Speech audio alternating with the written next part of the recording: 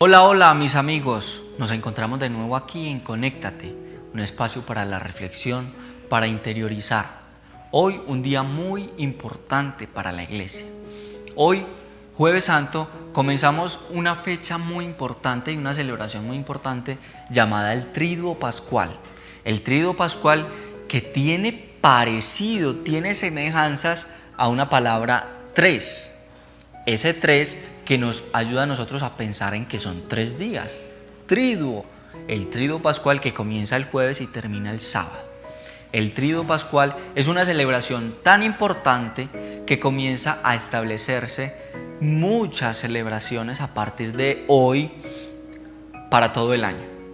El Triduo Pascual es un día tan importante porque comienza el jueves y comienza a traer con una celebración llamada la Última Cena. En la Última Cena nosotros encontramos varios aspectos que hoy las vamos a mirar con ojo de lupa. Vamos a mirar que dentro de ese Triduo Pascual, el inicio, la celebración inicial, que es la Última Cena, encontramos una figura, un personaje, encontramos una historia y una tradición. Todo eso nos va a ayudar a nosotros a pensar y a mirar hacia adentro qué es aquello que estamos celebrando, qué es aquello que estoy viviendo hoy, Jueves Santo. Este Jueves Santo vamos entonces a mirar la tradición que se conserva a través de la Última Cena. La Última Cena es una celebración litúrgica que se estableció con Jesús, persona misma, y sus apóstoles. Fue una cena. ¿Por qué una cena? Más adelante vamos a saber qué pasa en esa cena. En esa cena se encubre un misterio muy grande, y es que estaba reunido Jesús con sus apóstoles celebrando esa misma Pascua que estaban a punto de abrir en esa fecha, y era como la cena de despedida, por eso era llamada la Última Cena. Era esa celebración última de agradecimiento, de fe, de ánimo, donde Jesús le decía a sus apóstoles: aquí estoy y aquí voy a quedarme con todos ustedes. Donde Jesús, como persona misma, comenzó a crear unos ritos y unas celebraciones que hoy por hoy nosotros podemos observarlas y nosotros podemos mirarlas. Pero para eso tenemos que establecer dos diferencias. Una depende de un concepto muy importante como es la conmemoración, y otra depende de un concepto muy importante como es aquello que nosotros podemos decir como la representación. Ojo, porque la Última Cena no es una celebración que nosotros hacemos la representación. Es decir, he escuchado de algunos cristianos que dicen que la Eucaristía es la representación de la Última Cena. No lo es, porque no representa nada. Es simple y llanamente la conmemoración. Es decir, repetir ese mismo momento hoy. Conmemorar es repetir ese mismo momento hoy, con el mismo sentimiento, con las mismas personas y con la misma fuerza y la misma fe con que se hizo la primera vez.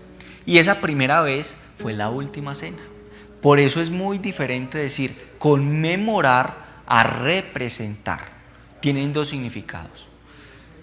Para poder conmemorar esa Última Cena necesitamos de algo muy importante, y es aquella persona que va a liderar ese sacramento.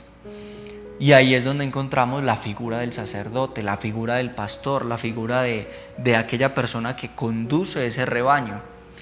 Y ahí nosotros podemos mirar que es Dios mismo actuando y hablando por medio de ellos. Es Dios quien pone sus instrumentos y quien da ejemplo por medio de ellos.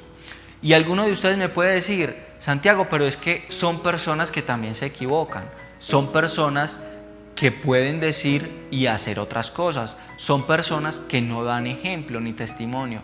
Sí, pero es que somos humanos. Somos personas que nos equivocamos. Somos personas que no tenemos un disco duro donde se pueda extraer aquella información que puede servir o que no puede servir. No, somos seres humanos y todos tenemos carne y todos caemos y todos pecamos. Es por eso como nosotros debemos crear esa relación con Dios a partir de esa persona que me está ahí liderando, me está ahí acompañando, me está ahí brindando ese sacramento. Jesús crea sus instrumentos y por medio de esos instrumentos comienza a darnos a nosotros esa última cena, que nos ayuda a nosotros hoy por hoy a conmemorar esa misma celebración. Dentro de esa última cena hay un acto muy bonito y muy particular que el único sentimiento que resalta es la humildad. Jesús, siendo el maestro, siendo aquella persona que lidera esa mesa, siendo aquella persona que tiene vocería, que tiene voz, que tiene liderazgo, nos invita con algo muy sencillo. Aquel que quiera ser el primero, que se haga el último. Aquel que quiera que le sirvan, que sirva. Y él mismo lo ha tomado en práctica. Pues bien, él se sentó en la mesa, pero no esperó que le sirvieran, no esperó que lo atendieran. Él mismo tomó el liderazgo y la vocería. Si yo quiero que me sirvan, yo soy aquel que tiene que servir, porque todo parte de un testimonio, todo parte de un acto, todo parte de una palabra. Es por eso como Jesús hizo el acto de conmemoración tan especial y tan humilde de lavar los pies a sus apóstoles. Un acto de abajamiento que lo único que simboliza es limpiar lo externo para limpiar el alma. Pedro, dentro de esa celebración y esa última cena, le dice a Jesús: no me lave los pies. Si estás limpiando nuestros pies, límpiame también la cara y las manos, porque estoy sucio, haciendo semejanza a su pecado. Pero Jesús le dijo: si no te dejas lavar los pies, no tienes nada que ver conmigo. Es así como nosotros tenemos que tener esa apuesta que Jesús da, que es radical, contundente, y decir: si yo quiero que me sirvan, debo servir. A partir de allí encontramos dos características muy importantes. ¿Por qué una cena? Porque no podría ser en algún otro lugar, en una barca, en la playa, en una higuera, en fin, habían otros espacios. ¿Por qué una cena? La cena siempre se ha denominado que es el momento más íntimo de la persona. Nadie conoce a otra persona comiendo. Comer es el acto más íntimo y más personal que uno puede tener con uno mismo. Incluso es el único acto que se puede compartir con la familia, con las personas más cercanas. Yo invito a comer a mi casa a aquellas personas que considero cercanas, que considero amigos, con que tengo una relación. Lo mismo pasa en esa época. Jesús cena con sus apóstoles porque los considera íntimos, los considera sus seres más allegados y por eso cena con ellos. Pues bien, ¿qué están cenando? Ellos cenan dos elementos muy importantes que hoy nos ayudan a encontrar que hacen parte de la conmemoración en la Eucaristía. Ellos cenan panes ácimos y vino. ¿Por qué pan? Pan en ese entonces era el alimento por excelencia, donde se podía encontrar en cada uno de los rincones donde ellos estaban. El pan era el elemento que no podía faltar en cada mesa, pues habían cosechas de trigo y todos y cada uno de los habitantes, por menos que comiera, podría comer un pan. Es por eso como Jesús estableció que en la última cena tendría que haber pan, y esa tradición se ha venido trayendo hasta el sol de hoy, porque el pan es el alimento más tradicional que nos ayuda a conmemorar esa última cena. Y por último encontramos el vino que es ese alimento o también esa conmemoración de la sangre de Jesús, que nos ayuda a nosotros a pensar que también en la época de Jesús era muy habitual encontrar vino o viñedos, donde fácilmente la gente podría acceder a él. Y es así como hasta hoy hemos establecido dentro de esa celebración que el pan y el vino deben ser los elementos importantes para conmemorar esa última cena. Ustedes se podrían preguntar, ¿por qué en las Eucaristías de hoy, si conmemoramos la Eucaristía en la última cena y en la última cena se lavan los pies, por qué no lo hacen todos los días, si es la misma celebración? Pues bien, porque la celebración se haría muy extensa todos los días. Hacen una breve conmemoración con lo más importante y lo más esencial. El gesto de la humildad siempre debe estar presente en ese momento de conmemoración, siempre. Y por eso no es necesario realizarlo día tras día en cada celebración, porque esa conmemoración lo hace mucho más especial un día como hoy. Y un día como hoy se establece que un jueves santo, se establece que es el jueves por excelencia, porque es un jueves donde se instituye la Eucaristía como sacramento. Y es ahí donde muchas personas comienzan a celebrar la Eucaristía como un sacramento de excelencia, como aquel sacramento que nos reúne y nos vincula con Dios. Ese jueves por excelencia se considera en la Iglesia Católica como jueves sacerdotal. Por eso en muchas parroquias, en muchas iglesias, el jueves exponen el Santísimo dentro de la custodia, dentro de la iglesia, precisamente conmemorando, recordando ese jueves sacerdotal, ese jueves donde se instituyó la Eucaristía. Y aquí vamos a encontrar la figura del sacerdote, de dónde nace el sacerdote. Antes, en la época de Jesús, no existían sacerdotes, solo existía Jesús y sus apóstoles. La iglesia comenzó a expandirse y sus apóstoles comenzaron a conseguir adscritos, y esos apóstoles a discípulos y a seguidores, y la iglesia fue expandiéndose. Al ver tanta expansión del cristianismo, comenzaron a denominarse no apóstoles, sino obispos. Y esos obispos comenzaron entonces a mirar que las iglesias se expandían y se expandían y se expandían y necesitaban ayuda para poder llegar a los lugares más lejanos. Y ahí comenzó la figura del sacerdote. Luego de mirar la figura del sacerdote, se estableció que el sacerdote tampoco podía llegar a todos los lugares. Entonces, los sacerdotes comenzaron a tener otra figura llamada los diáconos. Y estas personas son las que establecen ese núcleo jerárquico dentro de la iglesia. Están los obispos, que es la figura más asemejada a los apóstoles. Luego vienen los sacerdotes y por último los diáconos. Y de ahí vienen los seguidores o los discípulos, que somos todos nosotros. Es por eso como nosotros debemos encontrar en ese sacerdote o en ese apóstol, en ese obispo, en ese arzobispo, una persona que ayuda, que lidera y que es la figura de Cristo mismo.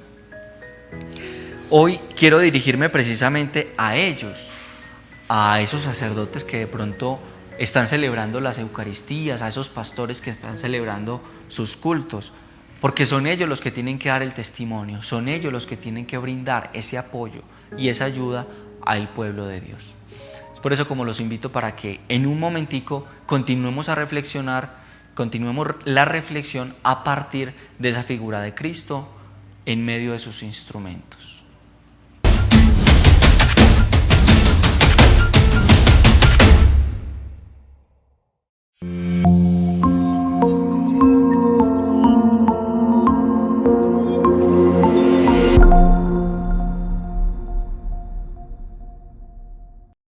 Te invitamos a que veas tu programa Impacto Financiero, el cual lleva a que tu negocio sea exitoso con este servidor Julio de la Rosa y bajo el sello de la firma DC Broker. te entregamos las herramientas necesarias bajo la analítica de datos para poder emplear el modelo de inteligencia empresarial. Recuérdalo bien, Impacto Financiero.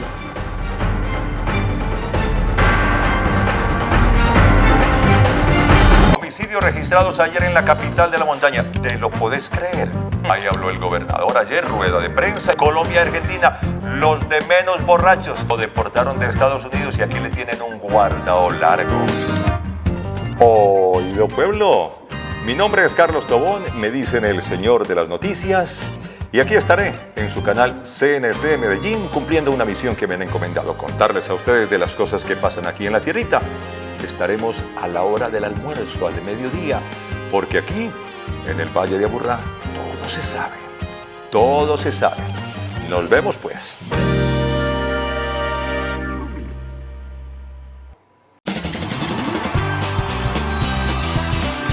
Hall de la Fama estrena nuevo horario. Los domingos a las 10 de la noche los cantantes tienen una cita en el canal CNC Medellín. Hall de la Fama. Nuevos artistas, nuevas estrellas.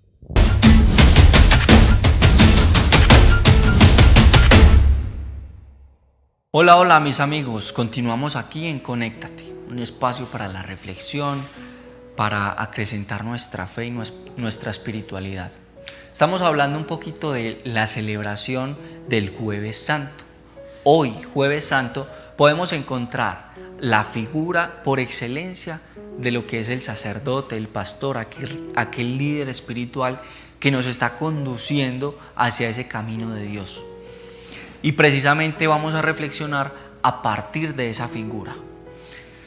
Aquel sacerdote, aquel pastor que comienza a establecer su iglesia a partir de esos primeros cristianos, comienzan entonces a mirar a Dios y al pueblo de Dios de una manera diferente. Y es por eso como hoy por hoy conocemos a los sacerdotes y es a ellos a los que quiero dirigirme.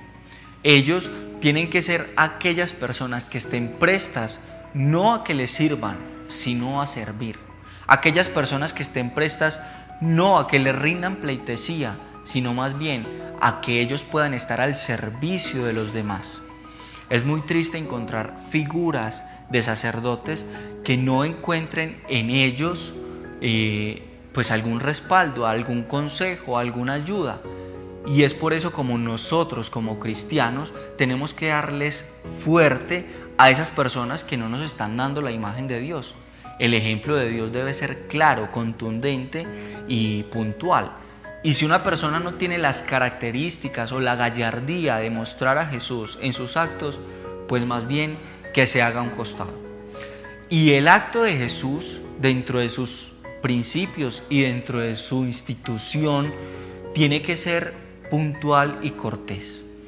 Es decir, si un sacerdote no está presto para el pueblo, no sirve. Si un sacerdote no está presto para el pueblo, no sirve. Si un sacerdote prefiere estar dentro de su orgullo, dentro de su ego, y no es capaz de reventar esa burbuja, no sirve. ¿Por qué?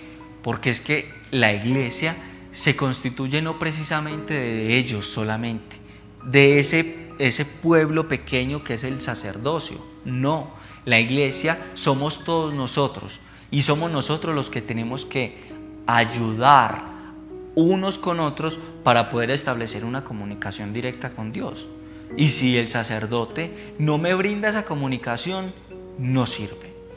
Es por eso como hoy quiero brindar esa voz de protesta y esa voz alta, como lo haría Jesús en este caso, precisamente contra ellos, contra esos sacerdotes que no tienen la gallardía y la fuerza de mostrar a Jesús en sus actos. Y esto también va para esos pastores, para esas personas que lideran esas iglesias y esas diferentes denominaciones que no tienen la gallardía de mostrar a Jesús o a Dios en sus actos. Pues bien, tenemos que ser personas de bien, ciudadanos de bien y construir en ese pueblo de Dios que está detrás de ustedes, construir más seres de bien para que este mundo pueda ser diferente. Pero si yo, que lidero una comunidad religiosa o una fe, no estoy dando ejemplo, esa comunidad religiosa te está viendo a ti como figura. Y si no cumple las expectativas, al borde del abismo se va a ir esa fe. Es por eso como nosotros tenemos que establecer también como cristianos que nuestra fe no puede depender de una persona terrenal, de un sacerdote, de un pastor, de un líder espiritual. No, porque esa persona puede equivocarse y ya lo mencionamos. Nuestra fe debe partir y debe centrarse simple y llanamente por Dios y en Dios. Es por eso como hay muchos sacerdotes dentro de la comunidad de la Iglesia Universal y otras denominaciones que se salen y comienzan a conseguir 1000 escándalos y a conseguir 1000 cosas que sus fieles o esos seguidores que tenían comienzan a verlos y empiezan a decir: si yo creía en Dios, lo hacía por medio de este sacerdote que ya no me está mostrando a Dios en sus actos, ¿qué estoy haciendo yo? Por eso mi fe tiene que ser cimentada en Dios, no en las personas que están en la tierra. Porque si yo confío en los hombres, nuestra fe estaría perdida. Si yo deposito mi fe en los hombres, vana sería nuestra fe. Y es así como nosotros debemos reflexionar a partir de este acto de humildad, de fe, de sencillez, como es la Eucaristía y como son sus instrumentos, reflexionar y pensar qué estamos haciendo nosotros como cristianos, como laicos, como personas que estamos ahí detrás de ellos, esperando a Dios, mirando en ellos los actos de Dios. ¿Cómo tenemos que reflexionar nosotros para crear una mejor comunidad cristiana? Un mejor estilo de vida, un mejor mundo, una ciudad mejor. Y es ahí como nosotros encontramos ese punto de reflexión. Todos debemos partir de que yo tengo a Dios y que yo soy aquella persona autónoma de esa comunicación de Dios. Eso no me da derecho o deber de que entonces yo voy a montar mi comunidad religiosa, yo voy a montar mi secta, mi denominación. No, esa no es la idea. La idea es que nosotros como personas cristianas establezcamos una comunicación directa con Dios siempre y cuando manejando esas diferencias de que no somos sacerdotes, no somos monjas, ni hermanas, ni mucho menos pastores. Simple y llanamente estamos caminando hacia ese Dios que nos está brindando la vida y estamos caminando de la mejor manera. Y es por eso como nosotros queremos orientar la reflexión y pensar en que Dios es un ser que todo nos lo da y que todo nos lo ha brindado y nos da por medio del rito que es la celebración eucarística, que por cierto no es un rito que se repite todos los días, no, se conmemora, pero para participar de la Eucaristía debemos tener el oído y el ojo muy atentos. ¿Por qué? Porque muchos me pueden decir, no, es que la misa hace 200 años es igual. No, todos los días se celebra una Eucaristía diferente y debemos tener el ojo agudo y el oído muy presto para poder diferenciar una Eucaristía de otra. Hay diferencias como lo son la presentación, la celebración, como lo son las festividades, como lo son entonces el que la preside, como lo son las lecturas, como lo son los prefacios, como lo son las súplicas, como lo son las intenciones.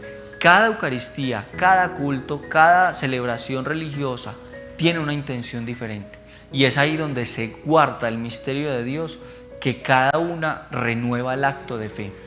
Pero para ello necesitamos tener ese ojo y oído agudo, muy presto para diferenciar la voz de Dios ahí, en esas palabras. Y es así como nosotros encontramos que para vivir la Eucaristía, para vivir en el culto, para vivir en las celebraciones, necesitamos tener un acto que parta desde nuestro interior hacia nuestro exterior. Es decir, todo acto de fe necesita ser involucrado desde nuestro interior. Muchas personas me dicen, yo creo en Dios, pero no creo en la iglesia, yo no voy a la misa. Eso no está bien. Está bien orar en la casa, eso lo podemos hacer tranquilamente, pero siempre nuestra fe debe ir establecida o debe ir relacionada con un culto y un rito. Ese culto y ese rito ya está establecido y es precisamente a lo que hablábamos en capítulos anteriores, y es adherirme a un credo.